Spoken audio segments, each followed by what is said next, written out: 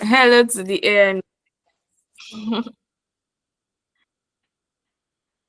Good morning, good morning, good morning. So I'm trying to.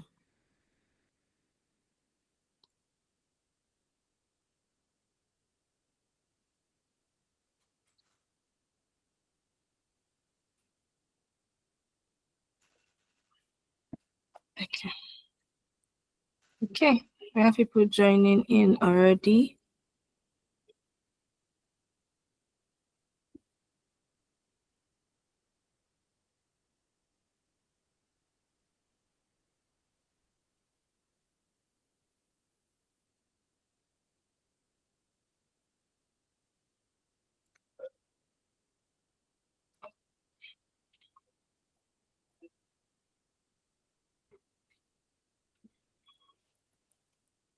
Hello. Okay, trying to set up one or two. Okay.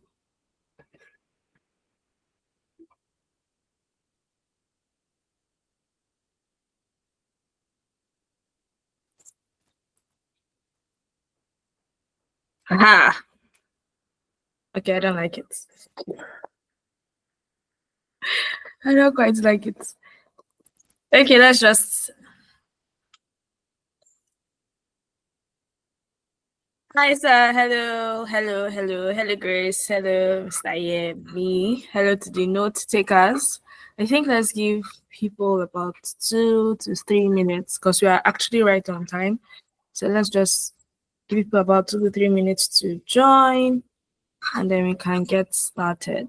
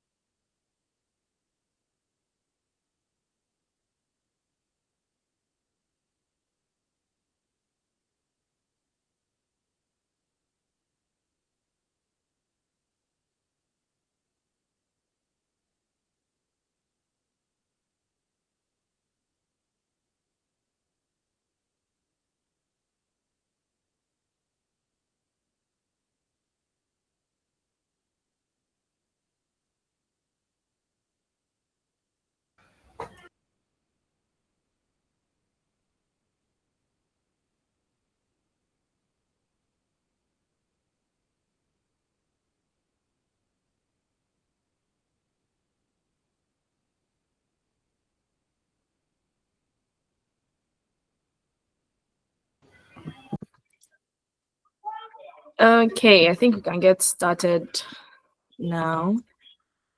Good afternoon, everybody. Good afternoon, Timothy. Good afternoon, Stayami. Good afternoon, uh, Grace, Bright, Tosa. I hope I pronounced that well. Israel, for me. Good afternoon, everyone, and welcome to AI Meets the Real World. We are so excited to have you here. I am so excited to have you here. We've been doing this every month for the past 5 months, thereabouts. We started our conferences in November, the AI and Web3 of Africa's Dreams. And in that conference, we had people from all over the continent. We had people from Zimbabwe, Ghana, Kenya, Rwanda, Burkina Faso, Liberia, Libya, South Africa. I believe about 12 to 13 African countries joined us, and we've been doing so like ever since. And yeah, my name is Miriam Ikwere. I am the program manager at AIBIA. AIBIA is an acronym for the Artificial Intelligence and Blockchain Initiative for Africa. And our mission here is not just to educate, but to empower Africans to build tech, specifically AI and blockchain, that solves Africans' problems. So think about it as AI for Africa by Africa. That's basically what we're trying to build. We no longer want to we no longer want to live in a world where Africa is simply a data mine for Western tech. We also want to be able to create tech and tech tools, artificial intelligence tools that sounds like the African man and is tailored to solving African problem. So we want to see we don't see ourselves build tech that impact our healthcare, our agriculture, our climates, and every kind of discipline there is. And we are building community as well. We know that this can be a very is it hard road to tarry, but yeah, we are leveraging on community. We are leveraging on community, and we are building with as many people as possible. So AIBIA is the place you find community, is the place you find talent, is the place you find skill. And our mission is simple: education, awareness, upskilling, and strength. African storytelling with African tech, the African way. And so we are really excited to have you here. Like I've said, I'm excited to have you here as well. And today we are not just talking about technology, we are talking about transforming identity, data, and dreams into power for Africa by Africa. And across this virtual stage, you will hear from two amazing, brilliant men. And of course, ourselves, us in the audience, would be sharing. I hope we do share as much as we can. And you'll be hearing from two top researchers. People, these men are people who are using AI and blockchain to solve real problems and shape inclusive, ethical digital futures.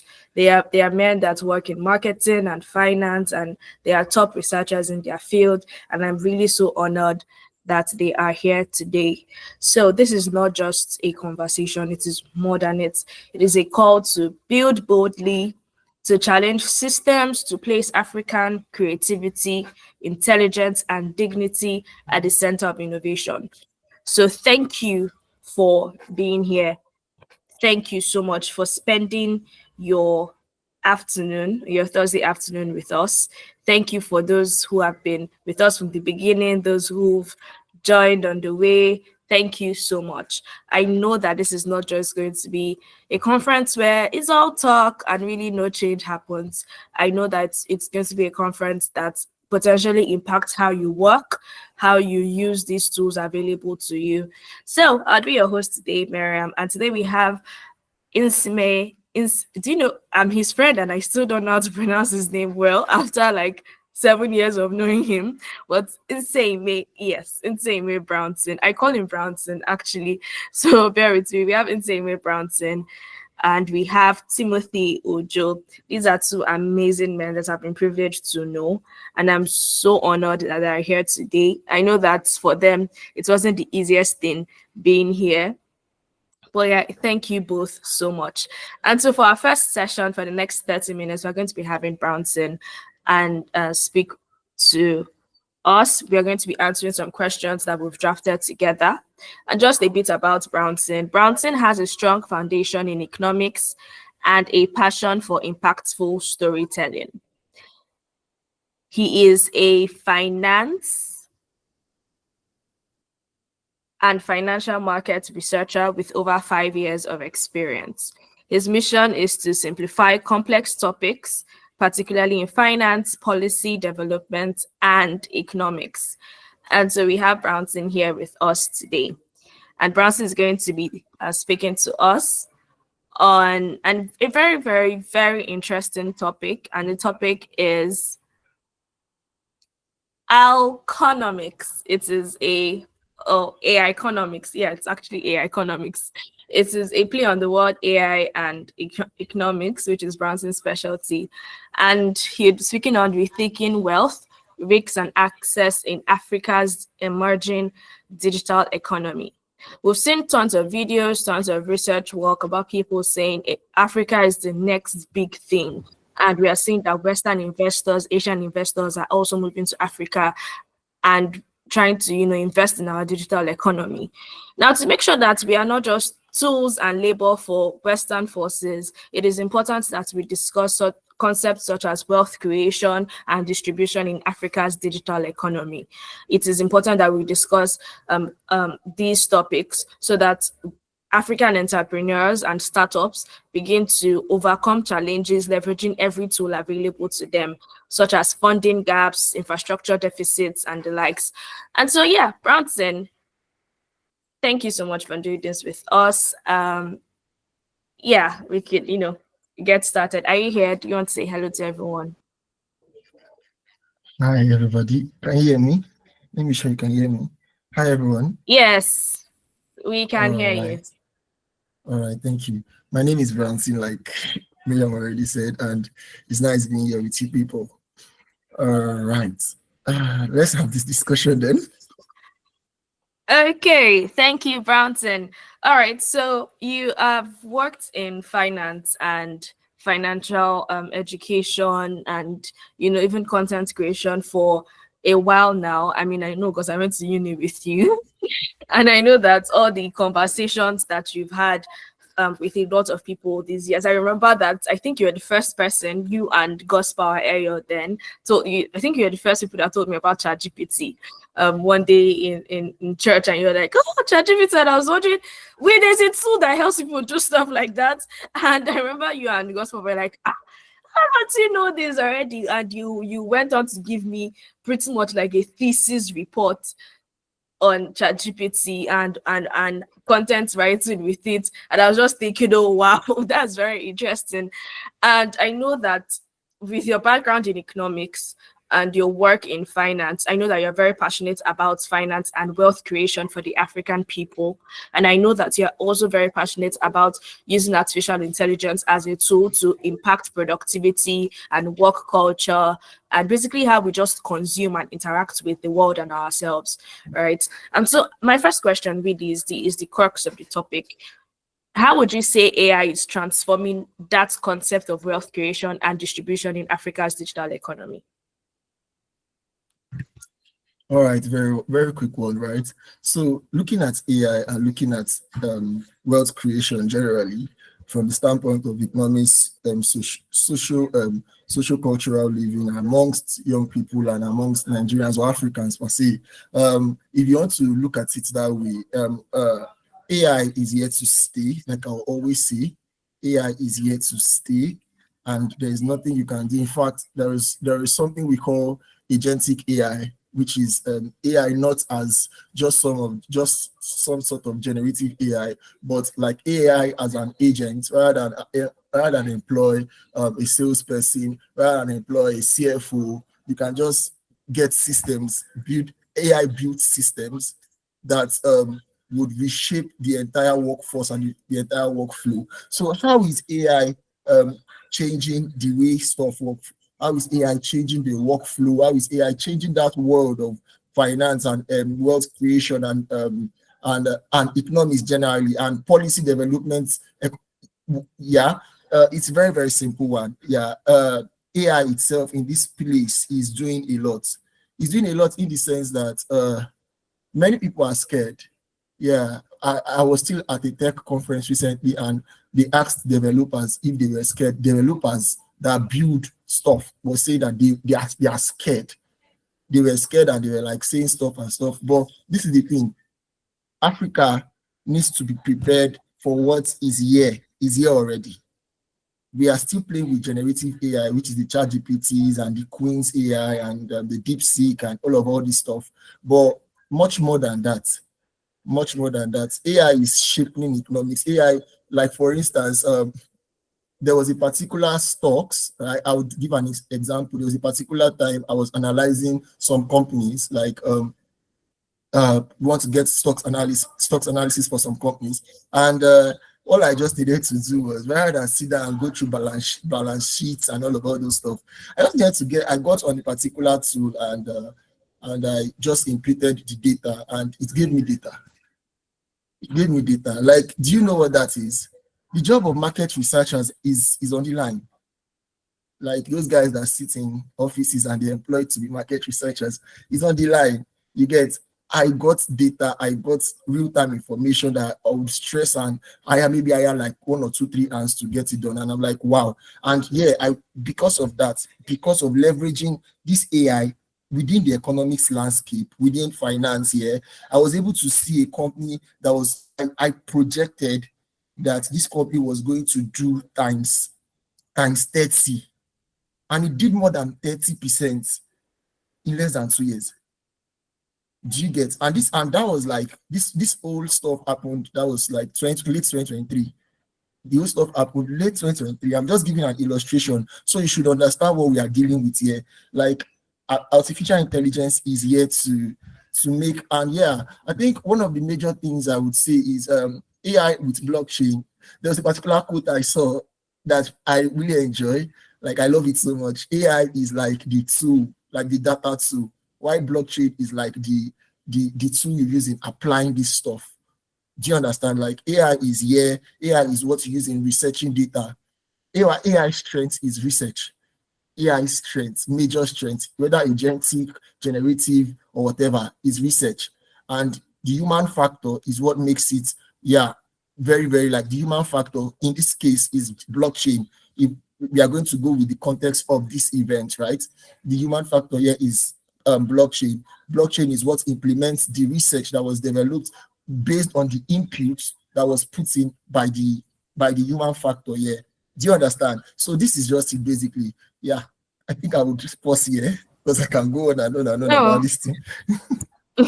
Yes, that was actually a very brilliant answer. I remember reading an article, I think yesterday, and the person was a developer and working in engineering, I believe, something around the sorts.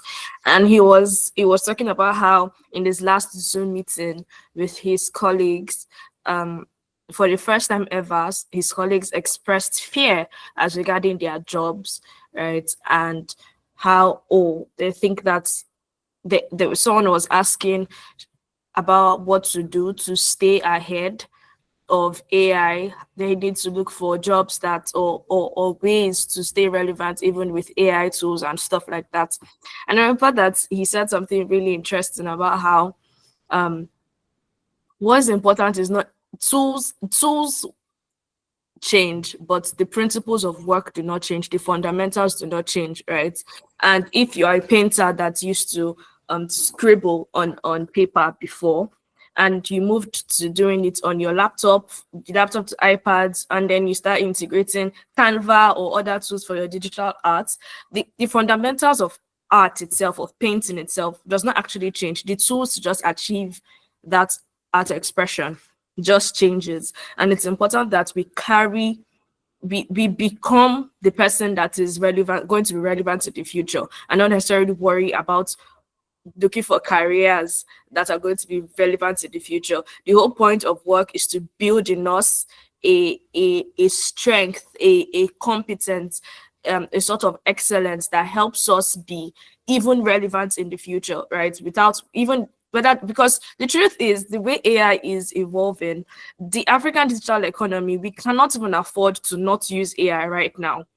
So I get that everybody's scared about their fears and whatnot, but it's important that for the African creator, whatever kind of creation you are doing in engineering, in healthcare, in art, in content creation, in marketing, in entertainment, stuff like that, it's very important that we remember that the African creator that will be relevant in 10 years is not the African creator that has stayed ahead of AI. Is more like the creator that has become the person that is going to be relevant anyway. So yeah, that was a very, very brilliant answer. So I'm then going to ask, right, what unique opportunities do you think our rapidly growing fintech sector presents for financial inclusion, and how can AI accelerate this progress? I know financial inclusion is a very interesting topic, really, and it's very relevant, especially for Africa, because now we're looking at how to reach farmers more in Kenya, Yeah. how to solve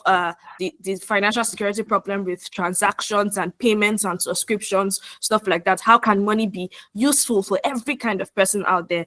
So I'll just be asking, what unique opportunities do you think that the fintech sector presents for financial inclusion, and how do you think AI can, accelerate this progress for Nigerians, for Kenyans, generally for Africans?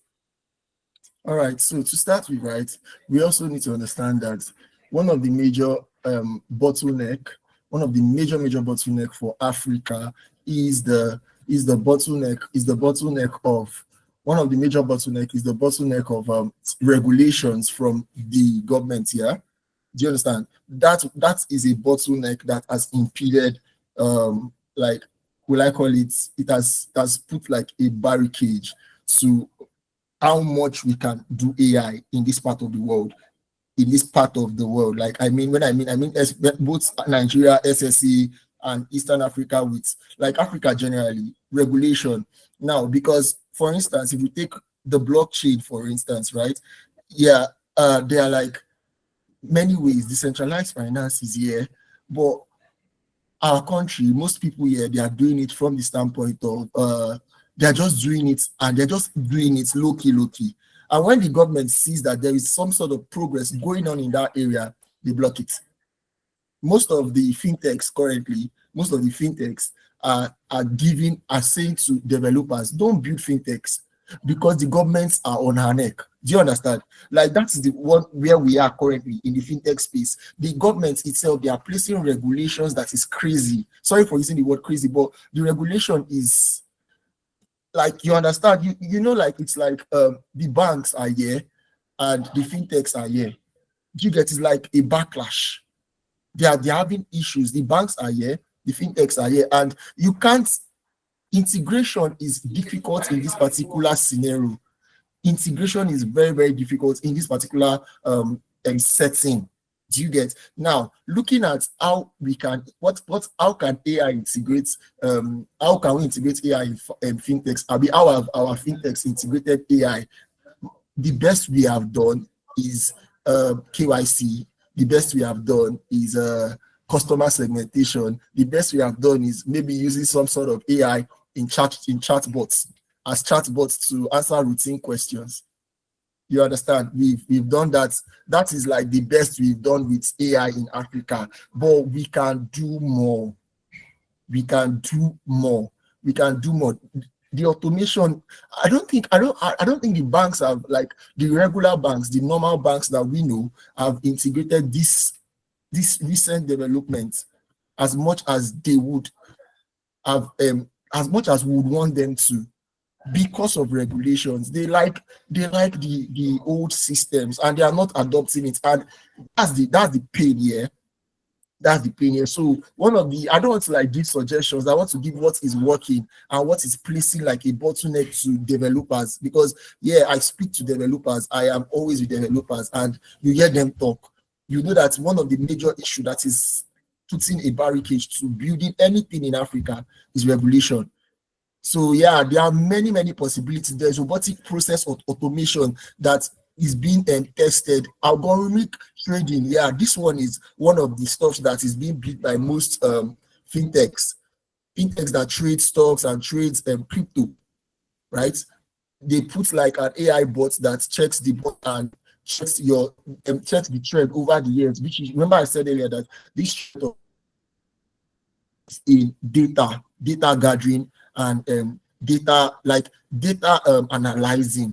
Do you understand? Like, so algorithmic trading is what many where we have seen that AI has been integrated into fintech well, but it can be more. It can be more if the government creates an ecosystem that accommodates it. I think I'll stop there. Okay, okay, all right. That's actually very interesting, and there's I don't know if it's something to feel hopeful about or something to feel sad about, but I think that was a very interesting insight that you've shared.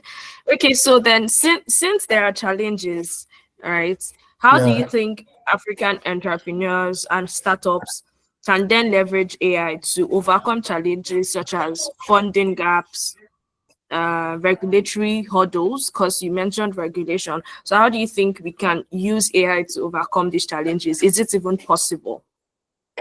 Yeah. It's possible, very possible. So, like, I would make reference to one of the events I attended where we had software developers, right? And there was a particular open source tool. I think it was Superbase, yeah, like for backend create for backend in building applications and web stuff and all of all those stuff. Yeah. So and one of the speakers was explaining how they can integrate AI as backend using open source. Now, looking at this, I would that I'm speaking engineering now, right? I would go back to the layman's term. I'll go last time. So how do we what is the hope for like the common man? If I should understand that is what you're question asking, what is the hope for the common man? I would say for startups and for people building stuff, one of the major things is build build independently, build stuff that is independent of government regulation. I think that is one of the major things. If you can structure a product that does not have, one thing about building in Africa, I will say this: Africa is less regulated, and it's very easy to make money in this place. Very easy. Like the regulations here are not much, the loopholes are not covered. That is why many of these white guys are shipping their products, which is their development, to this part because they know there is less regulations rather than taking it to the EU or America that has lots of regulations. In fact, I still had one of the fintechs, one of the tech firms I worked with, still shipped from London to Lagos. Do you understand? So how do we build? What is the hope for startups? What is the hope for fintechs? They are open source tools to build anything, open source tools to build anything, open source. I repeat, open source tools to build anything. Or for this particular age we find ourselves, open source tools to build anything.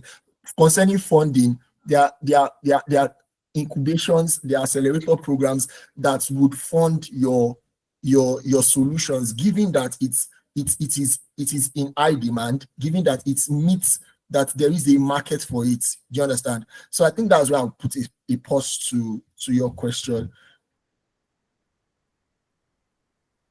Hello? Okay. Sorry, my mic was unmuted.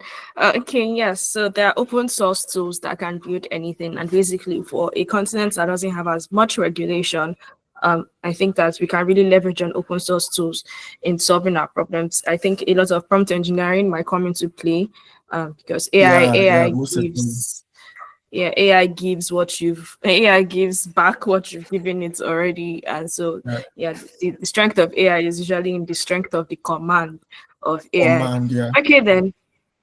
All right, then. So my next question, or our next question, would be: what role do you see AI playing in bridging the digital skills gap, especially for our large youth population? Very quick, very interesting. While preparing for this, as someone who has enjoyed using AI tools, most of the AI tools, they are like in this part of the world, what we just know is ChatGPT. And when I mean this part of, I mean both SSA and Africa as a whole. It's just ChatGPT, or maybe some people knows about DeepSeek. But if I talk about Queen's AI, if I talk about AIs for image generation, what we do in this part of the world is quite funny because we just know how to do with AI tools is consume. I feel bad when it comes to using AI. I mean, both in finance or any aspect, you should ask why.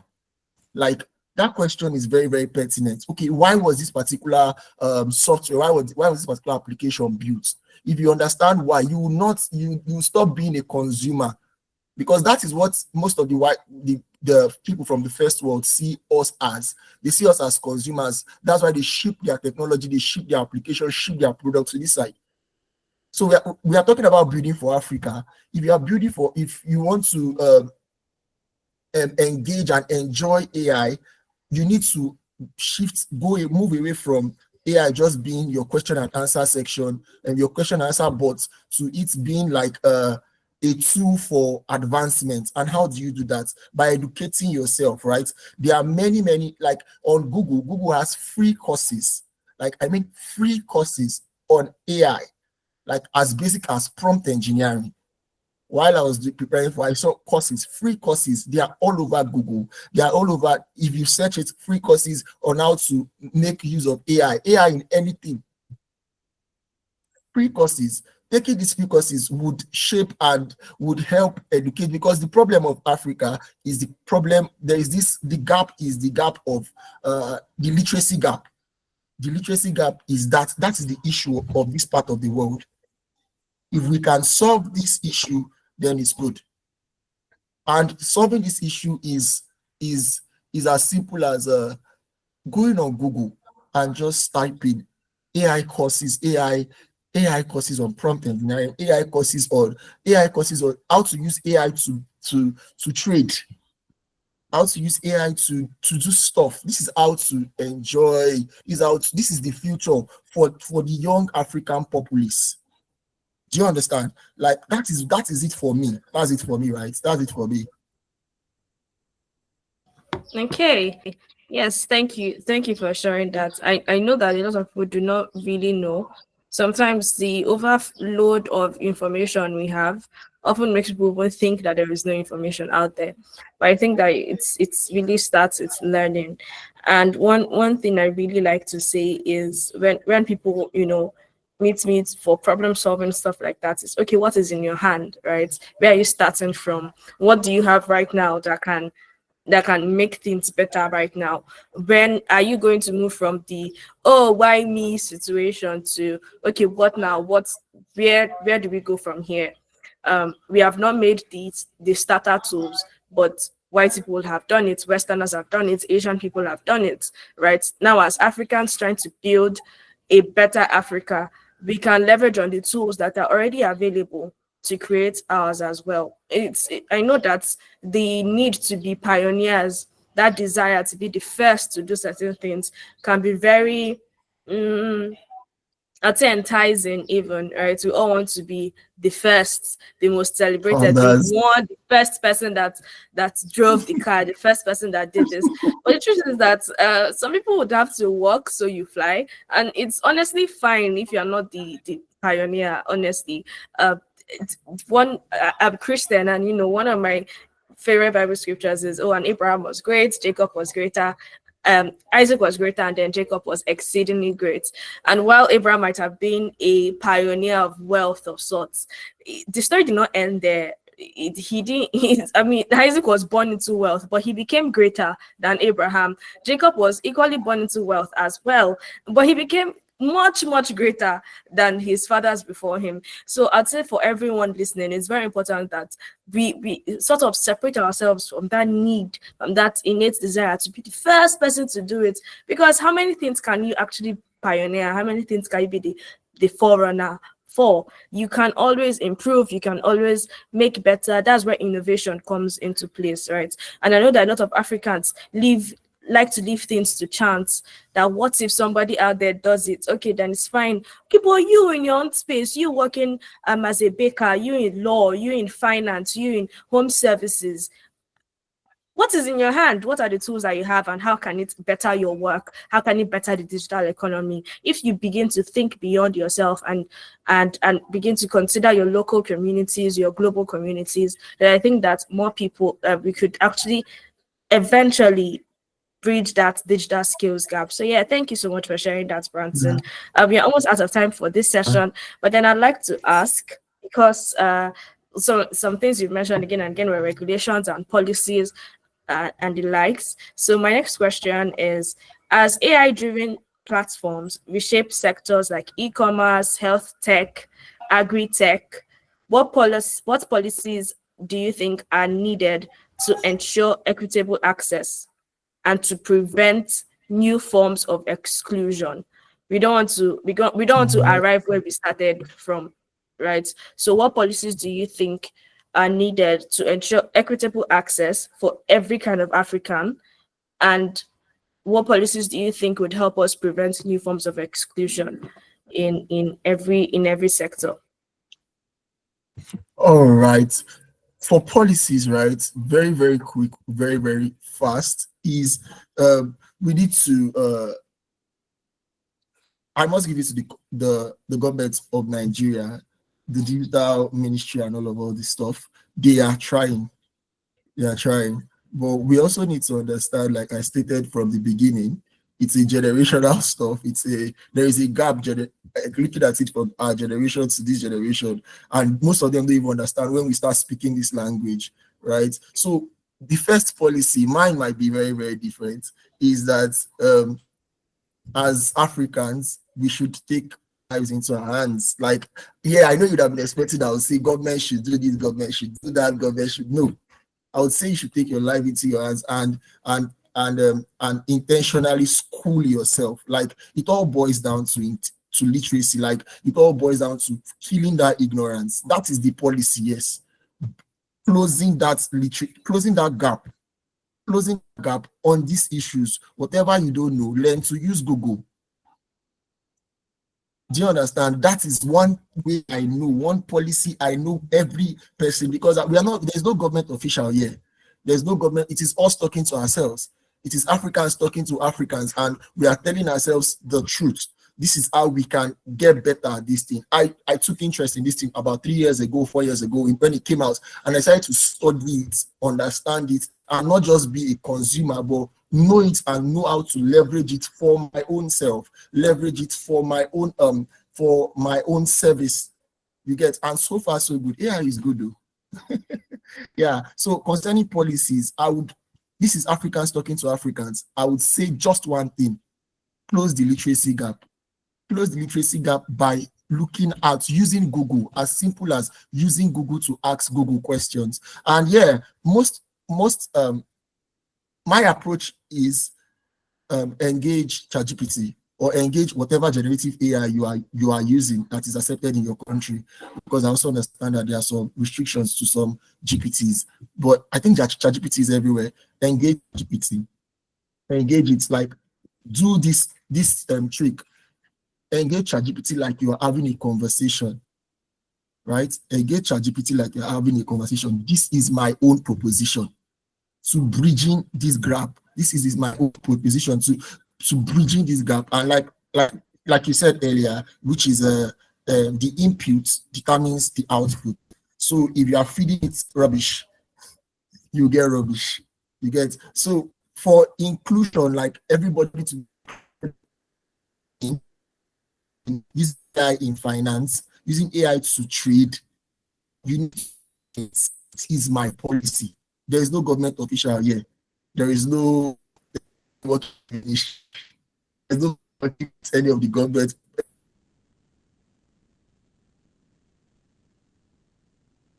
AI. Recently, I still took courses on AI, and to shock you, there are courses on ALX. ALX gives a free AI course, free, that will school you on all the like the basic AI tools you can use, you can leverage on to do anything. Free. I still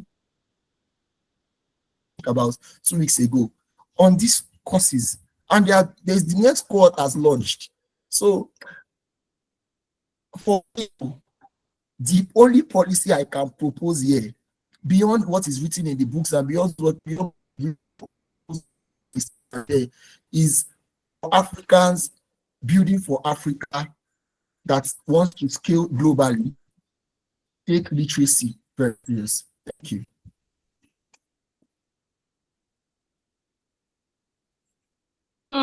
Thank you so much. That's such a brilliant way to wrap up that point. Take literacy Very, very important. So before you go, I think my final question would be, looking ahead, what is your vision for an inclusive AI powered digital economy in Africa?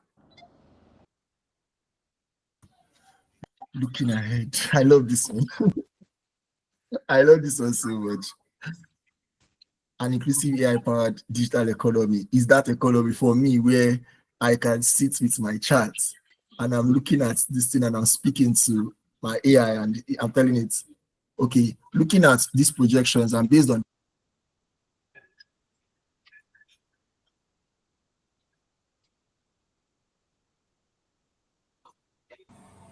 Oh, you're muted. Sorry, your mic is muted. oh my god, sorry. All right. So I was saying that for the future of AI is mind blowing. The future of AI is mind blowing. Feel that fear and just see this as this is something that is coming that is here to make life easy. You get so the future for AI in finance is looking at it from the standpoint of it doing your market research for trade people that trade crypto. It's doing your market research. Look at AI as beyond even it doing your market research. Look at it as it's schooling you based on information from years back on stuff that you barely don't even have any idea about. Recently, I wrote a research paper for a computer science graduates. Like I'm into finance. Do you understand? So the fear, like I'll say, and the future is amazing. Like cannot be quantified in words. The future is amazing. First, but kill the fear. Thank you. Okay, thank you so much, Brownson. First, kill the fear. The future is amazing. The future is beautiful. The future is possible, and we will create it. And to create that, we ought to kill the fear first. Thank you so much, Brownson. I think that's such a punchline. Kill the fear. The future is amazing indeed. Thank you very, very much. Thank you for sharing your wisdom with us, your insights at work with us. Thank you for spending this time with us. We really are grateful. And thank you to everyone who has been a part of this from the beginning till now. We are done with session one. So let's just say thank you, Brownson. Let's celebrate him with emojis as much as we can. Thank you Yes, very much thank for you, having thank you, me. thank you, thank you, thank you, thank you, thank you. Thank you, thank you, thank you so much. Now, guys, we are moving to the last and not the least session of the day. It's going to be super, super amazing. And I really would like you to just, listen as much as you can.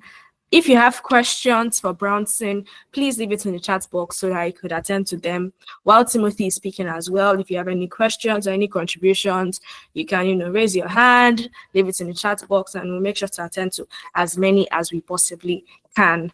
Now, moving on to session two, we have with us someone who is amazing. This man is such an all-rounder.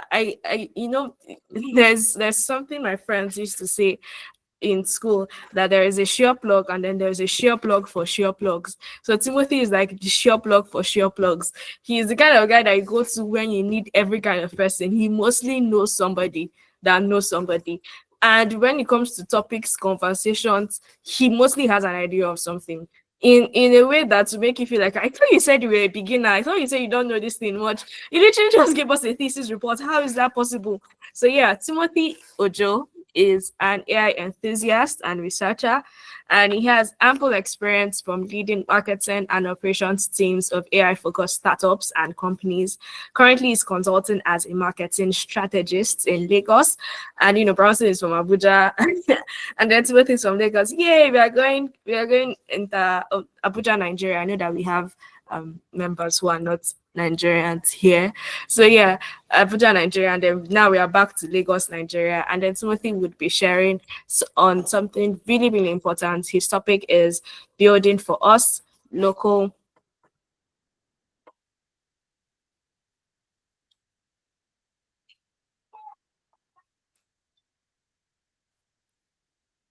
sorry, this topic is building AI for us, local bias, local brilliance. And it is such an important topic because it is the centerpiece of what we do here at AIBIA, building for us, building AI for us, local bias, local brilliance. And yeah, so Timothy, thank you so much for doing this with me. I know that it's not easy to have a man of your timber and caliber on a Thursday afternoon. Oh, please. So All right, yeah, thank you so it's much. good to be here. Thank you so much, Yeah. everyone, for joining.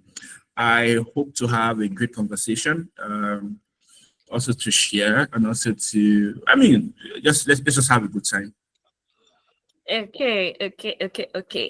All right then. So just to get into it, let's just start with how would you define local bias in AI?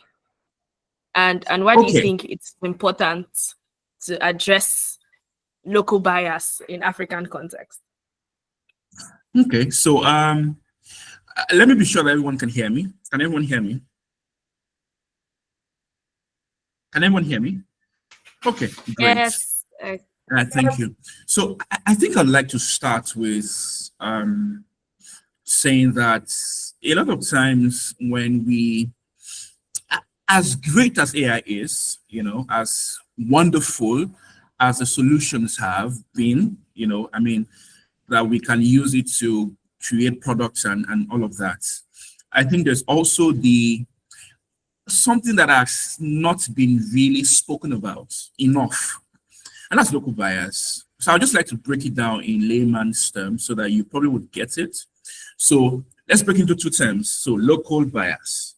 Local is, something immediate, something just within your range, right? Something that you can feel, touch, see, all of that in your range. And then bias, are also things that I, as a result of what you've seen, touch, all of your senses happen, and then how it impacts or how it affects your belief, right? So when you combine those two together, it means, something, having, not having a localized, in the context of AI right now, not having a localized idea or not having localized context, of AI. So local bias in AI then means that the misalignment, if you want to say, misalignment of between AI systems, ideally, not ideally, but naturally, because the AI system that have been built are from the Western part of the world, right? And so most of the ideas, most of the data sets are trained based on their beliefs, their culture, their socio-economic realities, their environmental realities, all of that. And so as a result of that, it means that it will be biased for someone who is, say, someone who lives in, say, Kavancha in Kaduna or something. What the person would get, the outcome of, say, a query that is made, what the person would get would not be tailored to their local context. Let me give you an instance.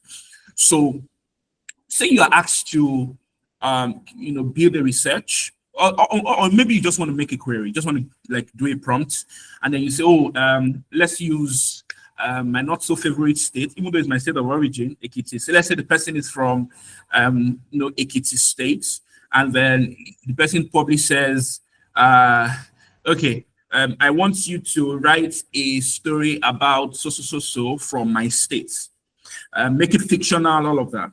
And then you type in the query, and then your outcome would not be tailored to the folklore that you are used to, right? Even though it can be compelling, but it is not ideal for what you are trying to get, especially in the context of the local, folklore that you're looking at, or a fictional story you're looking at. And so because of that, sometimes hallucinations happen, and so all the training data, the algorithms, all of the evaluation metrics, do not necessarily, not even necessarily, do not adequately reflect the local context in which, the system is applied. And so this obviously would lead to systematic errors. It will lead to hallucinations. It will lead to unfair outcomes, and it's something that needs to be addressed, because we cannot say that we want to have AI products, especially in Africa, and then there are certain things that are underrepresented, underserved. We cannot reach out to underserved people. So it just takes away the importance of AI, because now it's not localized.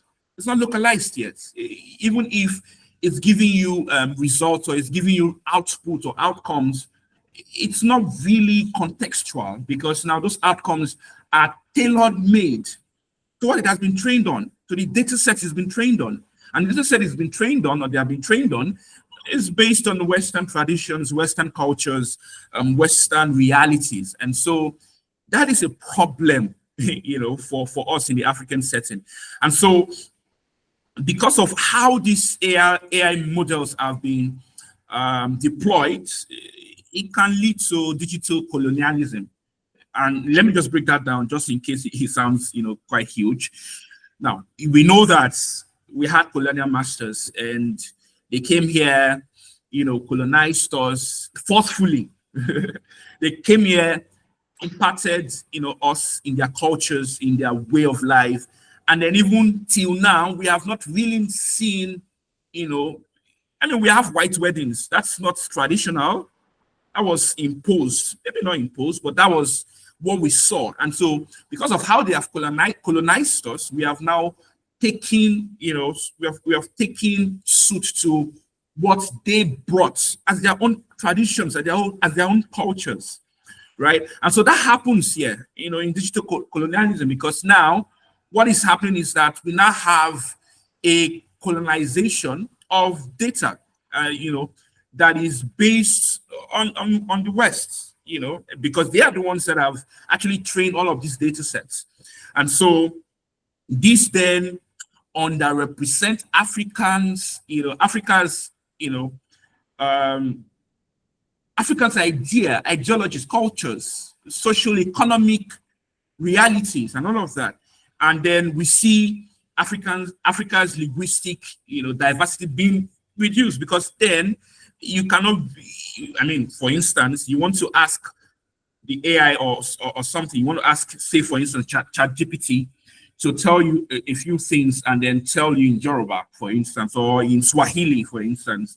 It's not going to be accurate, because it has not been trained on that, right? And so you want to reach out to the underrepresented people, underserved people. How do you do that? How do you create products for them when it's the data sets that the AI is supposed to be trained on are not localized? They don't know what these people are going through, right? And so I think failure to correct all of these local bias would undermine fairness. It would undermine trust. It would also ensure the inclusive development for AI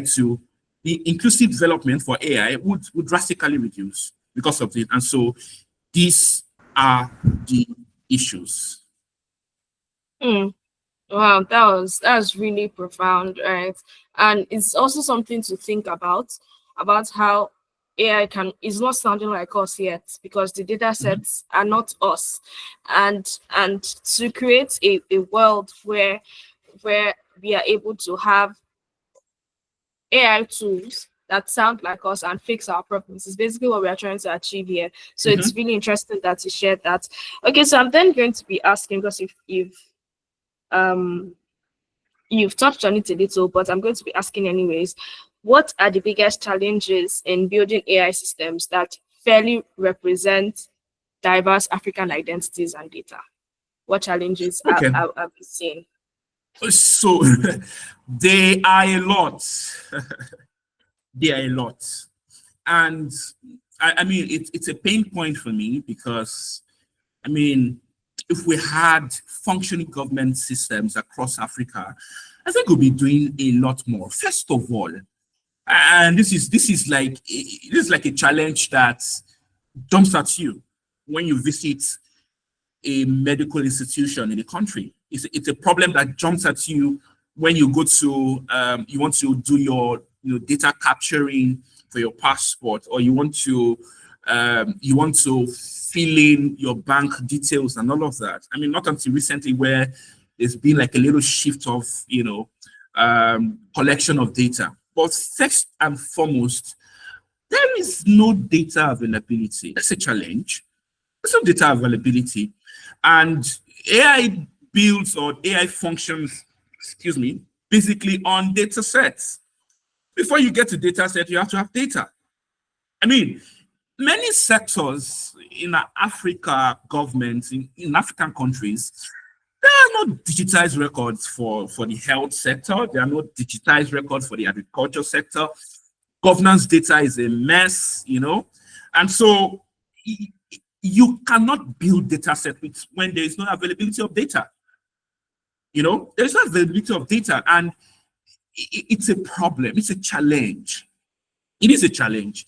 And even if the data are available, the quality is poor. You could go to, say, for instance, hospital, and then they can get your name, but they don't have your medical records. So how then do you, it kills the model if you're trying to train an AI system on those data sets. It kills the models because it's incomplete. And so, number one, data availability and quality. We don't have that to a high level, to a high degree, and it's a problem. I mean, I'm sure some of us have had instances where you are asked to go and regulate your names because they are missing entries, maybe for your passport or for your identity, national identity, whatever. There are missing items, there are missing entries, there are inconsistent labelings. There is limited metadata, and all of this, would undermine data set reliability, and so when you train data or when you train an AI system with unreliable data, of course, the models would generalize poorly. It would misclassify because your data sets are not great. And so that's a problem. Another problem that I think is, a challenge is, and this is very obvious, we do not have technical infrastructure. There is a deep, divide between the Western part of the world and Africa as regards technical infrastructure. We don't even have energy to start with, right? We don't have energy.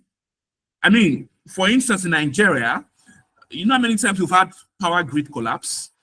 And all of these things are important to build proper structures for AI, And so there is a big difference. Big difference. A stat I came across mentioned that about, and this is wild.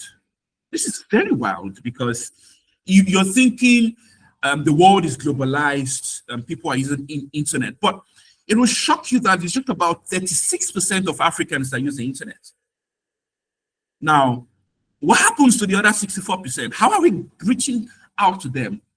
How do we create products that we get to them when they don't even have access to the internet? And do you blame them? Not really, because there is no connectivity. All the network providers are a mess. And there is no accountability for these guys.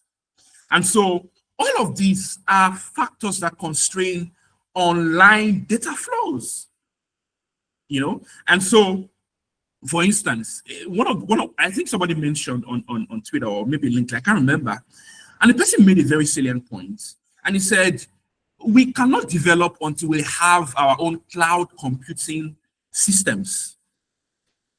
Because now we are paying for, which is quite expensive, because now we are paying for a cloud computing system that is not factoring in our, individual, our countries, African countries, level of richness, or should I say prosperity.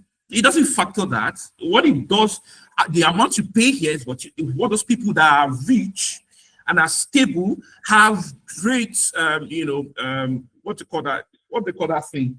Income. What they call that other thing? Okay, I forgot. But these guys are more stable than us here. And so we're paying the same thing. And so it's costlier for us and it's fair for them.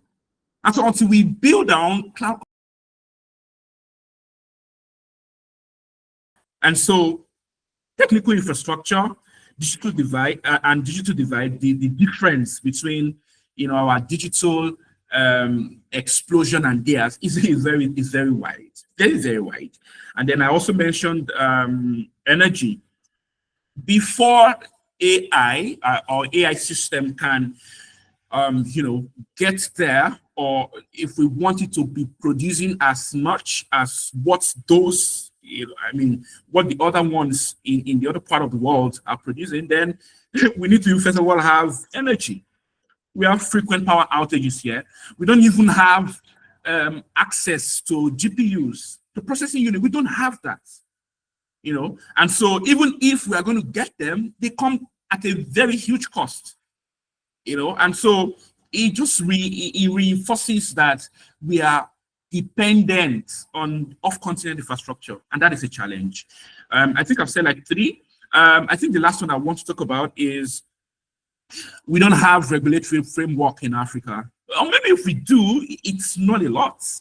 I know. Let me give you an instance. When I was leading the marketing team for a data analytics company, then wanted to I wanted to use invade, but it will sound corny. But we wanted to get into the market of Kenya, and we started all of these things. It was a fraud detection, product that we're trying to sell, and we were able to get there before we got license. Can you imagine that? And so it's a problem because there is no regulatory challenge. So your personal information, acts is rumpled. It's not, everybody can get access to you.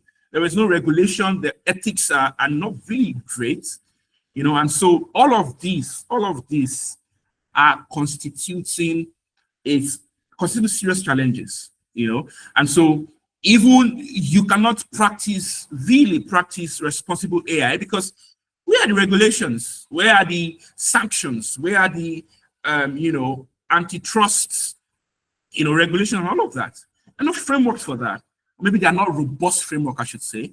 But these are challenges that I think we need to find solutions to. There are a lot of challenges I think we can talk about, but I'll just limit that to just those four. I think those ones are quite salient. There are a lot of challenges, but let's just limit it to just four. Yeah, there are a lot of challenges, and it's very interesting that you had even talked about privacy, because that was going to be the next question that I was going to ask.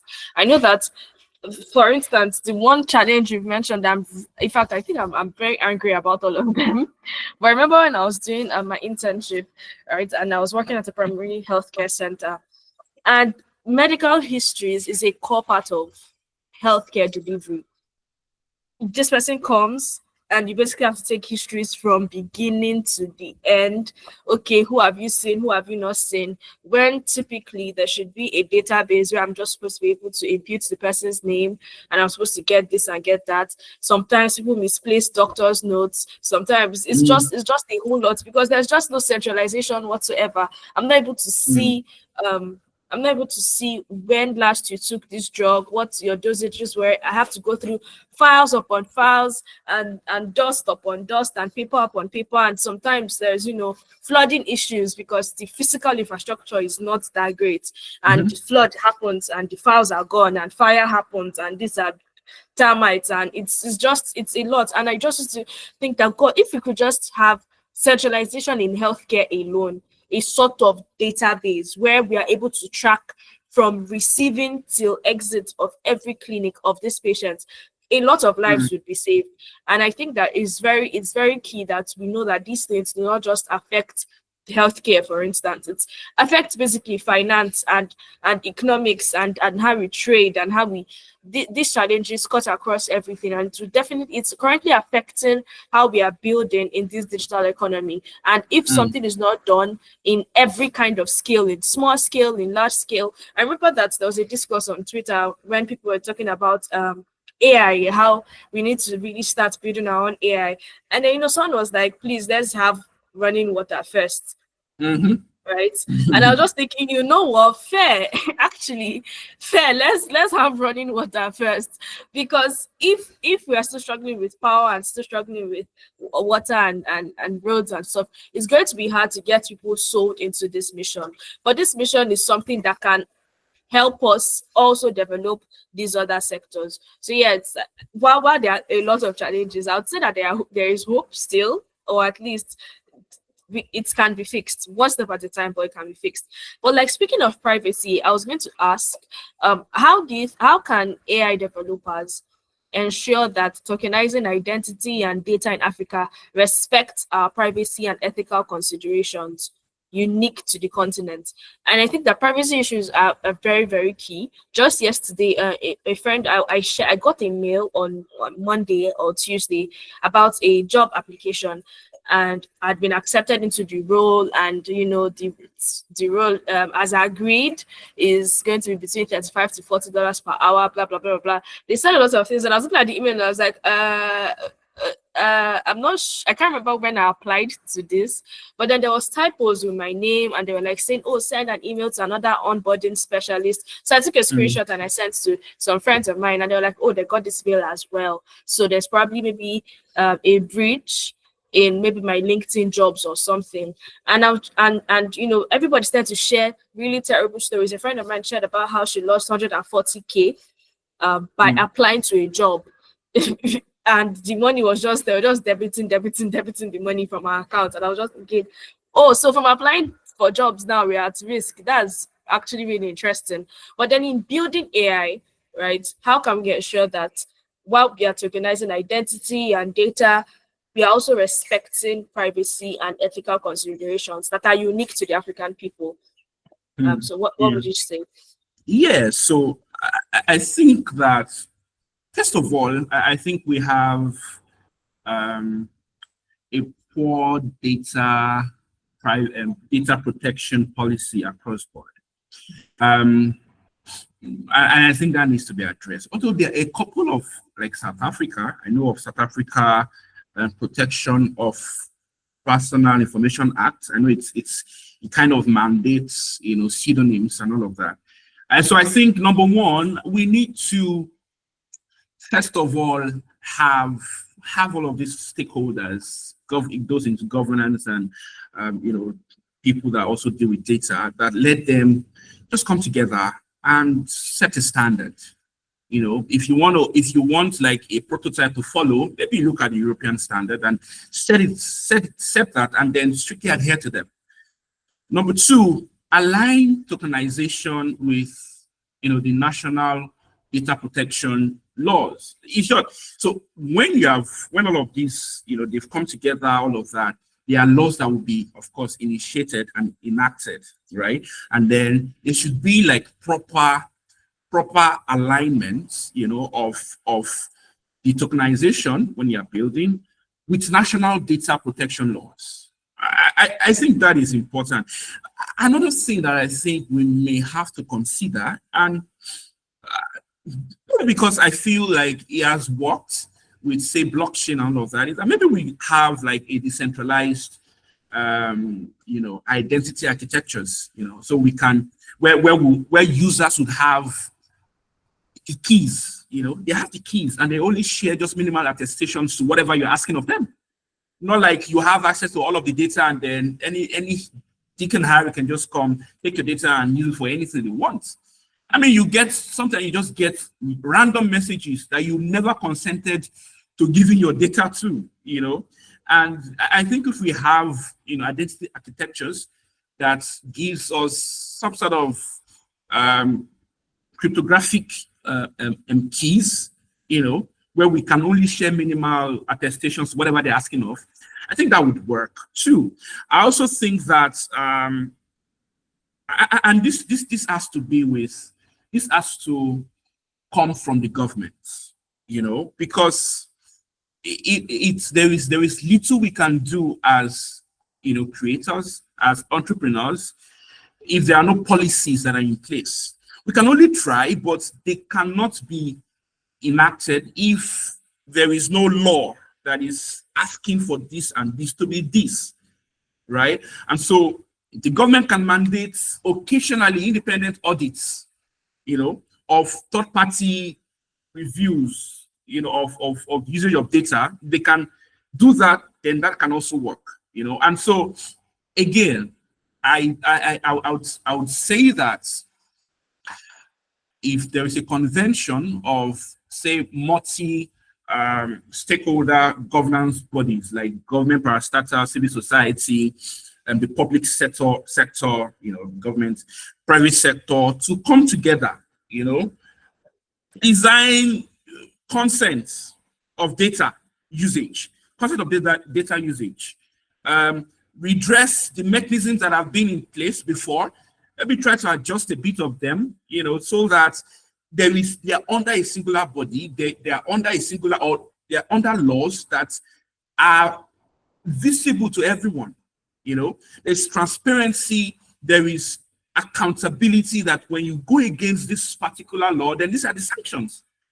And so I think if we do that, I think that developers, would not just jump and use data just anyhow. They would respect the privacy of individuals and also consider ethics, that are unique, especially in a continent that data is half of that. You cannot really get them together. And so we need to even start from even getting them together first of all, and then we can then move on to laws and all of that would help to secure privacy, and also to ensure that all of the ethics are being adhered to. I think those are reasons I think, or ways I think that data can be respected and privacy can also be respected. Okay, all right then. That was really insightful. Thank you for sharing that and answering that question really well. Okay, so our next question then, how can we then balance the need for global AI standards with the necessity of incorporating local nuances and brilliance in African AI tech? So there is a general AI policy. First of all, like I've been saying since, I think I'm not sure, or I'm not really sure what happens at the conference of the African Union conferences. I've paid attention, and maybe they haven't even gotten to understand how critical AI is. AI is the future. Everybody knows that. If you don't know that, I don't know what you know, because it is the future. It is what is going to shape a lot of things. I think there is AI policy. People that develop AI, they actually did create policies and all of that. But there needs to be an integration of this policy with data protection, privacy, and security regulatory bodies. There has to be some sort of coherence, between all of this. AI policy, data protection, privacy, security regulatory bodies. There has to be some sort of coherence with them. If that happens, and then it can now lead to AI strategies that is aligned with what is being given what is being given as AU, like African Union, whatever, AI strategy conference, all of that. So that there is a development focused, African-centric, ethical, and equitable approach, to the idea of AI in Africa, right? And so we know that UNESCO, forgetting the full meaning of UNESCO, something. You probably get it, but yeah, they also have some sort of recommendation as to the ethics of AI. And so, especially when it concerns human rights, privacy, accountability, and transparency. And so, if we can also kind of adopt their recommendations so that we are also keeping to global standards, I think that would also work. Another thing is to ensure that there's a balance to maintain the need to be global AI standards, with also putting into consideration local nuances and brilliance, in some of the African AI products. There also needs to be an investment in infrastructure. Create local cloud services that would also secure African data ownership and enable context-relevant model training. So this makes it easier, to try to attain the standard, global standard, and also trying to also consider the localized, biases that we are trying to avoid, right? So investment in sovereign data infrastructure, I think that also would work as regards trying to strike a balance. So let me just reiterate what I said earlier. There is AI policy. Let's integrate that with our data protection, privacy, and security regulations, and all of that. Put into context local nuances and all of that, right? Integrate all of that. Adopt some of the recommendations that are made by UNESCO as concerning human rights, so that we are not doing what we ran away from. Consider human rights. Also fairness. You're not serving some people more than you're serving other people. Right? Then accountability. We know what you're using the data for. We know that if you do a data breach, you are accountable for that. Transparency, and also public sector, private sector, all coming together, to ensure that there is proper data governance. So I think these are ways that we can balance the need to attain global standards, and also without leaving out local nuances and some of the brilliance of our African people, in creating products. Yeah. So yeah. All right then. That's a lot to think about. Thank you so much for that.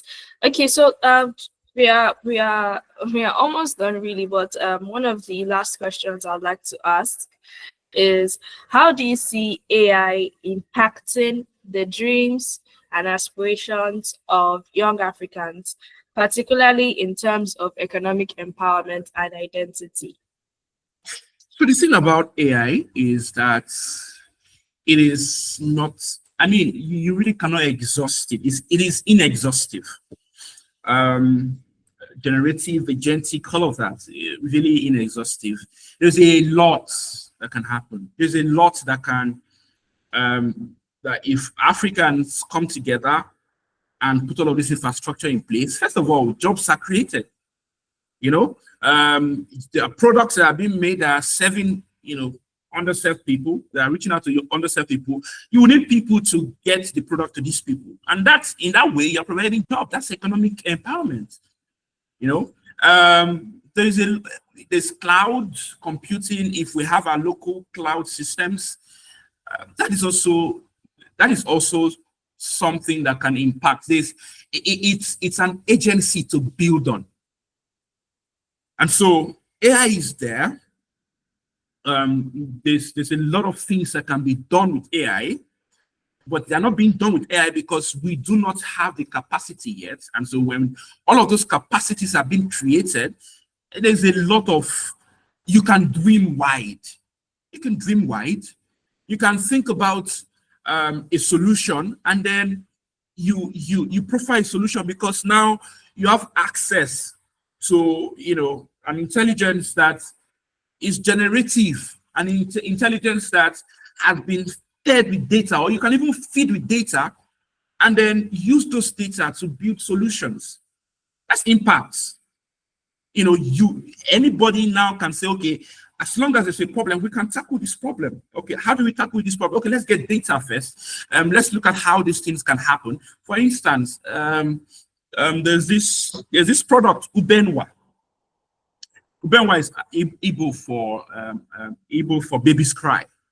So this guy, he was a student, finished from from Nigeria, then traveled to Canada, and then he thought about it that in his local, when he was at home, when he was in Nigeria, he realized that there were a lot of baby fatalities, and the mortality rate of babies was on a high. And so he felt, now, Africa currently do not have a lot of robust economic and healthcare systems. So he's thinking, is it possible that we can use a baby's cry to find out what the problem is with them? That's brilliance there. And then he thought about it, collaborated with a medical personnel there, and then they did a lot. They went out, came home, did a lot of research, because now they are not just researching as regards just the baby cry, because now they have to also contextualize that the baby's cry has to be in a particular environment that is localized, right? And so acoustic biomarkers, and that's what they called it, acoustic biomarkers of, so when a baby cries, they can tell if the baby is having breathing problems or if the baby has a stomach ache, because again, baby's response to everything is a cry. I mean, it's crying. And so you cannot really tell what's going on except take them to the hospital. And so if you have a phone, the software takes the voice of, the cry of the baby, analyzes it, and it can tell, maybe not with a lot of accuracy, but it's something that can be iterated over and over. That is brilliance. That is someone who is using AI to create solutions, to solve a problem, to save lives, And so if there is the infrastructure for AI, it makes people to think. You can dream wide, you can think about solutions, you can come up with ideas that can solve problems, save lives, reduce economic costs, save costs, all of these things. So yeah, it's a lot that AI can do. It's a lot that AI can do. It is a lot what AI can do, and I think, like Branson said, and you've also said the same thing, that's dream wide, right? So the future is amazing, and it's very important that we kill fear. And if we just open our eyes to see possibilities, then we can work towards possibilities. So yeah, thank you so much for sharing that, and thank you for sharing that project. It's something I want to check out. The baby's cry. I cannot pronounce the Igbo, but shame on me for not being able to pronounce. Benwa. Yeah, that's what it is. Yeah. So I'll check it out. I think that's very, very, very interesting. And wow, that's very, very interesting. Oh yeah, Mr. Imi, raising your hand. Do you have a question, sir? Please go ahead. No, I just wanted to, since had a little contribution from my hand. So if you still have questions to ask, I think you should proceed. So okay, we just have one last question, and the question is basically, what steps should African governments and organizations take to then foster an AI ecosystem that would prioritize ethical, inclusive, locally relevant AI innovation? How we can even create an environment that can help African youth, work with these tools. How do you think? Yeah. Okay. Thank you for that. So I think some of the answers I would give are probably things I've mentioned. Number one, maybe some of the things that I haven't mentioned yet is that let me see how to put this. Over there in the western part of the world, there are AI centers. A lot of fellowships, hackathons, digital literacy and ethics training, and I think what you guys are doing also. But if we can have more of this, I think that would help. Fellowships that would just be specific as regards AI. This is what this is about, and this is what we want you to know about this. And you can also think, you can also create ideas, suggest ideas. I think that's one way to foster an AI ecosystem. Another way is there has to be a collaboration between all of the governance stakeholders, government, the civil society, academia, private sector. Everybody has to come together, and see the need for this, see the need to build infrastructure for AI. Everybody, they have to come together. Another thing is, like I said earlier, integrating AI policy with data protection, with security, with privacy, with digital transformation laws, so that everything is in sync. You cannot extricate one from the other, right? So all of them are in sync, and then everybody knows what they need to do. There is a synergy. It makes it easier, Another thing I also want to say is that I used to see a lot of hackathons for software engineering back in the days. I don't know, they've reduced. I don't know. Maybe not for software, but maybe for AI. Hackathons, create something.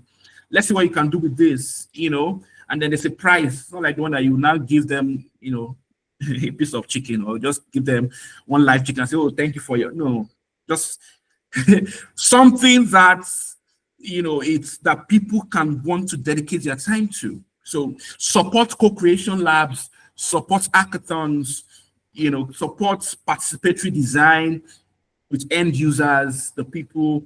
Go out and support people that go into these underserved areas, to underrepresented people, support them, Also from African regulatory frameworks to national level, from continental level to national level, harmonize all the regulatory frameworks that are possible, so that there is you can be building here, and then when you get to Kenya, when you get to Namibia, or when you get to Zimbabwe, there is not a lot of pushbacks and all of that. So let there be regulatory frameworks that are synchronizing from regional level to continental level to national level, so that there is some sort of interoperability, so that people can, there's room for development, there's room for growth, there's room to learn, there's room to, all of that. Another thing is, of course, I said earlier, invest in data infrastructure. I cannot overemphasize that enough. That is one. Another thing is, and this is one we are praying to God for, energy. We need more energy. When I'm saying it, I'm not saying vibes. I'm saying energy, light, power. That is very important, because you need energy to compute data. You need energy to compute data. And so I think that when we, African government organizations that are responsible for the AI ecosystem, or want to build a responsible AI ecosystem, they must prioritize all of this. And hopefully it will give rise to more and more innovation. Brilliant.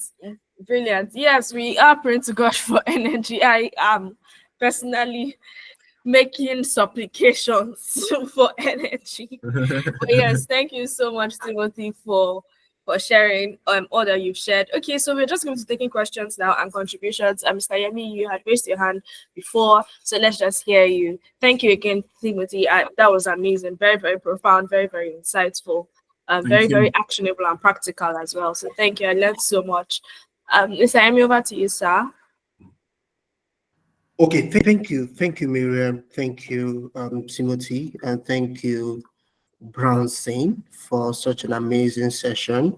I picked a number of lessons from some of the things you said, and virtually all that you said got me thinking. So we've highlighted the challenges we have in this part of the world, Sub-Saharan Africa, Eastern Africa, Northern Africa, Southern Africa, and we are beginning to see the need for us as a people and as a continent to not only fill the literacy gap in the use of artificial intelligence and other emerging technologies, but also to build the requisite infrastructure that is going to enable this development, this growth. And so my contribution is, I'd just like to use this opportunity to say this to everyone on this call. Our objectives at AIBIA is we over time, we have identified some of these gaps, infrastructure-wise, regulatory-wise, data inaccuracy-wise. There's such a huge gap with our data infrastructure. For instance, we do not have the records, we do not have the data. There's something I do say to people, that in Africa, we disrespect data a lot. I mean, we don't respect data. We treat data with such lackadaisical approach, right? So over time, we do not even have something to build on data-wise, and that's a huge problem, right? And then there are other problems at play that we need to begin to actively involve in solving. And that's one of the major reasons why AIBIA started. We want to, so these events are not just opportunities to talk. They are primarily opportunities to begin to act. And I want to use this opportunity to call on everyone. If you are an innovator, an entrepreneur, a builder, if you are working in a government agency or in an NGO, or you have connections with funding managers, whatever it is that you do, whatever role you play in society, we need you to be actively involved in building the African dream. We need to start changing the narrative. We need to start telling our own stories from our own lens, from our own perspectives. We need to begin to build our own solutions that are specifically tailored to our own problems by ourselves. So not solutions that China is building for us, or US is building for us, or Europe is building for us. Yes, we're still going to ride and leverage on some of the technologies and infrastructures that they've made available, but we need to begin to actively build ours, so that we do not remain consumers. Just like Brancy said something very pivotal, and I think, and it hits me to the core, that they see us as consumers. So that's why they just launch their products here, and then we consume it voraciously, as though we just consume. We rarely do we think about what can we create, what can we produce, what can we export. So we are always consuming. So AIBIA is here to tell us we need to start creating. So, and when Browsing and Timothy shared, I mean, they shared something similar about the regulatory bottlenecks we have at our hands, and it reminds me of some of the objectives we penned down, that AIBIA is going to engage stakeholders in these agencies, in the government agencies. I mean, government stakeholders to begin to actively put policies in place that will allow for ease of building or development and usage and adoption of these emerging technologies. And just like Timothy said, the technology sector of the government they are trying to do some things, and I would give them kudos, but there's still a lot for them to do. There's still so much that can be done, really, right? So much that can still be done, right? So this is just a call for participation that I am sending out to everyone here on this call, this is something that we have to do. We have to build in Africa for Africa, that is, used all over Africa and exported outside Africa. We have to begin to actively, when we talk about United States of America and talk about how US is, I read an article yesterday about how US will be, so it's an article by McKinsey, and they were trying to analyze the 250 years of United States, the United States existence, democratic existence, and then the article reminds me of a docu-series I watched a couple of years back. I think, give or take, it's about 8 years now when I watched the docu-series, and it's about the men who built America. And that was when I learned that even the great America today was built not by the public sector, but by the private sector, right? They were built by people like, JP Morgan, people like, I've forgotten their names now. They were built by people like Andrew Carnegie. They were built by these men who dared to make changes. Okay, yes, I know there's a place of the government, there's a place of the policymakers, there's a place of regulators, there's a place of people in the there's a place of NGOs, right? However, the thing about capitalism or entrepreneurship is that there's reward for work done. There's incentive for solutions that are brought to the society. Okay, so entrepreneurs are more motivated to bring those solutions to fore, right? So, and that's why as much as we have we have rules for policymakers to play in this whole mission for the new Africa digital renaissance, there's also the place, I think, that the primary builders are the thinkers, the innovators, the entrepreneurs, and the interesting thing about entrepreneurship is it is a positive sum game, right? There is no win or lose. It's always win-win for everybody. Okay, so if you are thinking of if you see a gap, right? I'm trying to bring us to that point where we begin to decide to build solutions to fill those gaps, right? And begin to say, I'm hoping to see entrepreneurs or people who decide that, okay, we are going to build cloud infrastructure here in Africa. Okay, the truth is, it's not going to be easy. I mean, it looks really hard. Just by saying it, you know that it's going to be really, really hard.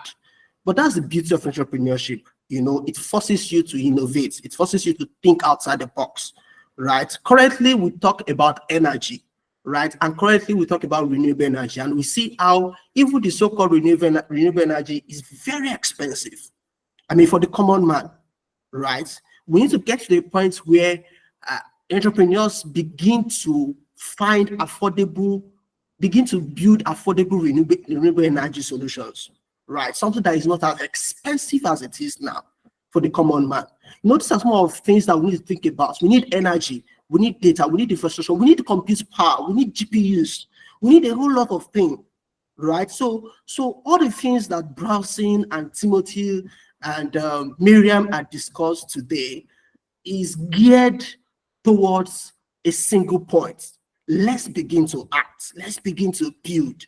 Let's begin to look at opportunities that pose as problems that we can leverage on in our society, in our environment. If you're an entrepreneur, if you are a founder, if you are a fund, you're a financier, whatever it is that you do in the society, I am putting it out here now to begin to think.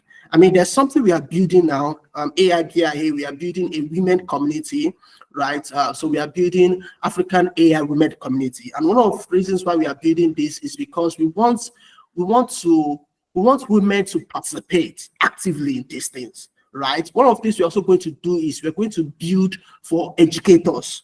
We're going to build for educators. So if you and I'm also using this opportunity to call out to people who are interested in being part of what we are building. Right, there are so many things we want to build. We want to begin to have hackathons, symposiums. We want to begin to reach out to policymakers, regulators, and begin to because it's not just about talk, right? We have to do something. Somebody has to do something, or some people have to decide to do something, right? So we're not just going to say there are regulatory gaps. We're also going to begin to inform those regulatory gaps. We're going to begin to send out maybe proposals or send out white papers to regulators and give them suggestions of things. There are times that we think that the governments know everything that they need to do. But interestingly, you'll be surprised that oftentimes they don't even know what to do. They are not seeing the solutions. They're not seeing the way out. And then it can just be one boy there in one village there in Ikiti that knows the solution and is able to come up with the solution. So AIBI wants to be able to empower that kind of boy so that boy can be exposed to the knowledge and the gaps and the challenges and the initiatives and then begin to prefer solutions to these issues, right? So if you're a thinker and then you believe in the potential of Africa as a continent and Africa as a people, we also invite you to be part of what we are building. Right, to be part of what we are building, we need thinkers like you. We want to begin to actively impact these areas, right? Infrastructure-wise, compute-wise, policy-making-wise, regulatory improvement-wise, data building, collation-wise. We need to start having data centers, right? We can have data center projects in Abuja, in Lagos, in Rwanda. We can begin to have data clusters around Africa. We can begin to, we can have researchers, we can have, I'd like to call them digital archaeologists, who will go, go into the dark places of our history, of our culture, and begin to dig those things out and update them digitally so that we can have something to even build an AI system on in the first place. These are some of the things that we need to do. And there's a friend of mine that is doing something similar in the electoral space in Nigeria. I mean, this guy from scratch built an AI model, that gives you the, the election history, or electioneering in Nigeria. Something really beautiful and unique, right? And this is something we can do across all platforms. There's so much we can do, okay? And this is a call to you listening to me. Join us. Let's begin to do these things together. Let's begin to create these changes together, right? And I'm sure that the space is the starting point, not just the sky. The stratosphere is the starting point. All right, thank you very much. Over to you, Yes, Yes, yes, the stratosphere is the starting point. The space is the starting point, no longer the sky. Thank you very much for sharing. And yes, please, if you are interested in joining us, I've dropped a couple of links in the chat box. If you're a woman here, you want to be a part of the Women in AI Community Hub. We are not just covering just AI, but we're also going to delve a little into blockchain as well. There are the links in the chat box for our Discord, our Telegram, and our WhatsApp community. Please join all of them or any of them that you please. Follow us on Twitter, X, and then follow us on LinkedIn as well. If you're interested in checking out our website, I've dropped the link there as well. But then, yeah, we are supposed to take questions and contributions, but I'm not seeing any hands and I'm not seeing anything in the chat box. So I'm just going to give the final call out. Are there any questions or contributions? Do you have insights you'd like to share as well?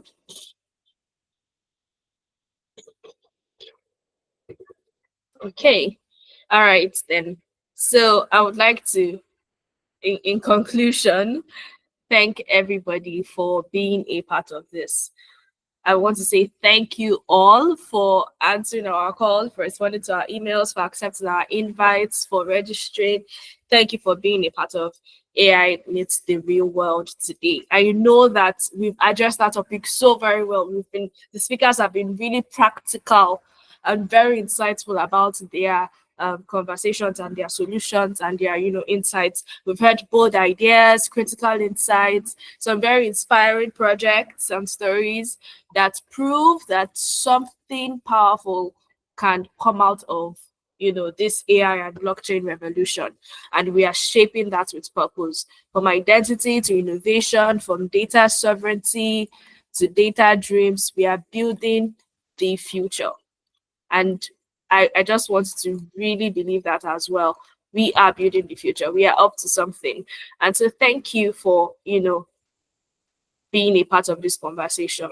Right. So our amazing speakers, to Brownson, to Timothy, thank you for sharing your knowledge.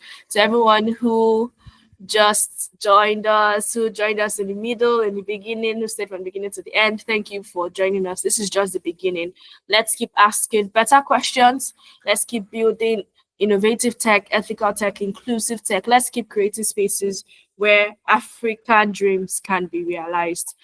Because nobody's going to do it for us, right? The future does not belong to those who wait for it to happen. The future belongs to those who create it themselves. And Africa is going to be a part of it. We're not just going to wait for the Westerners to invest in us, we'll invest in ourselves as well. So until next time, keep dreaming, keep building, on chain, on code, on purpose. I really like that. I like that I wrote that down. Keep dreaming, keep building, on chain, on code, and on purpose.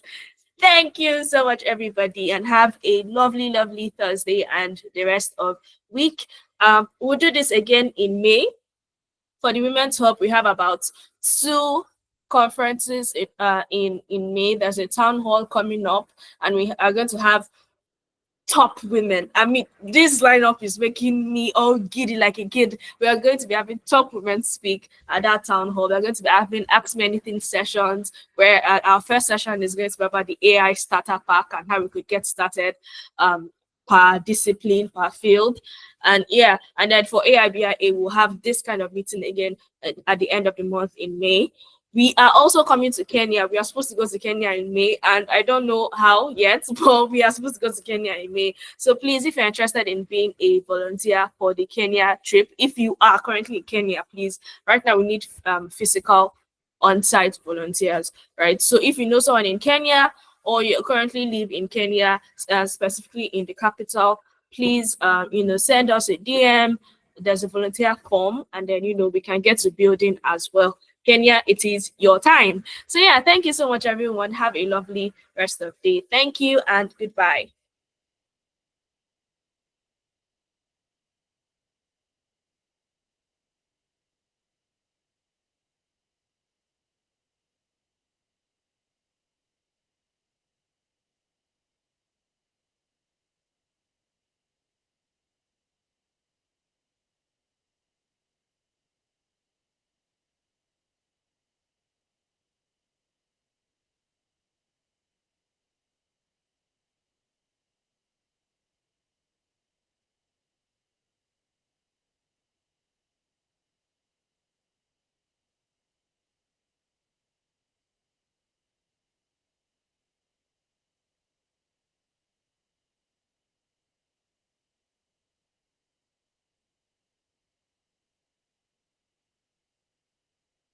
Okay, so please end the recording so it can get saved.